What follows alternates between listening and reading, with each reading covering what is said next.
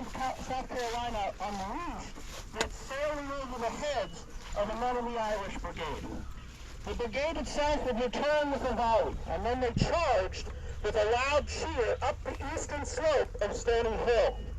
Regimental historian St. Clair Mulholland of the 116th PA remembered the moment.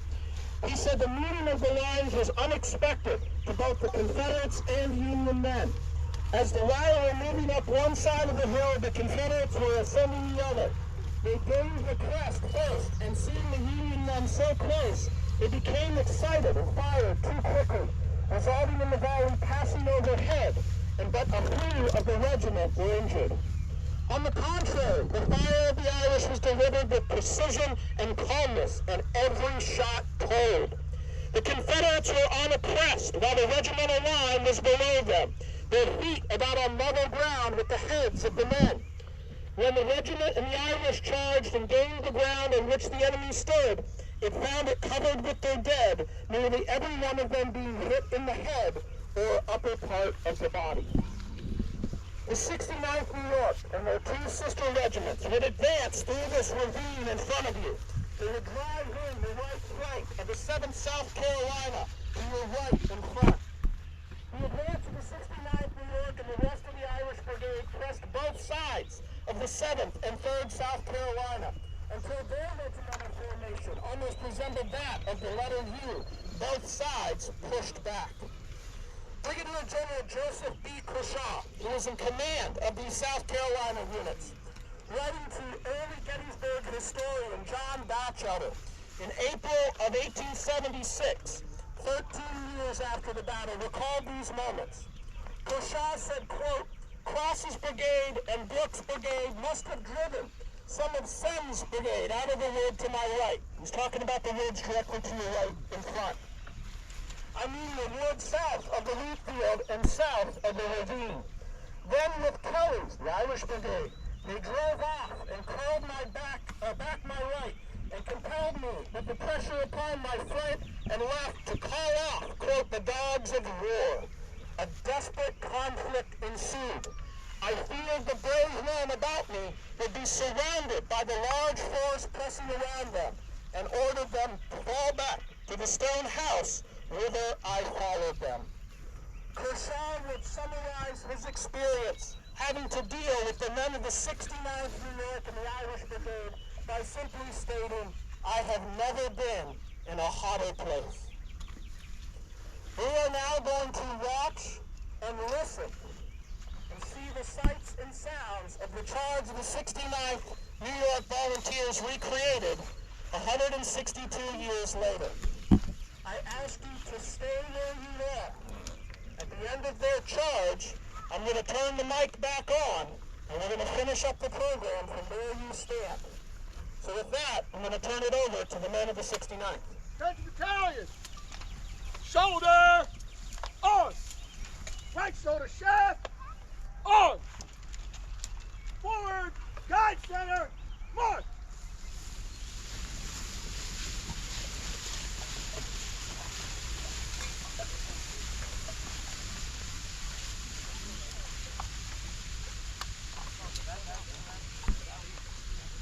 Big side on the right.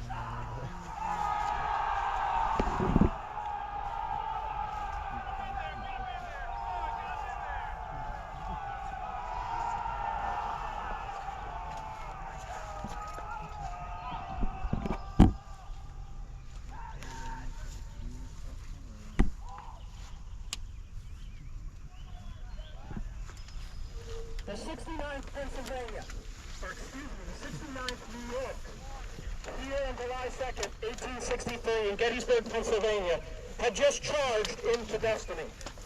After the retreat of the 7th and 3rd South Carolina, the 69th New York and the rest of the Irish Brigade would hold their position for approximately 15 minutes.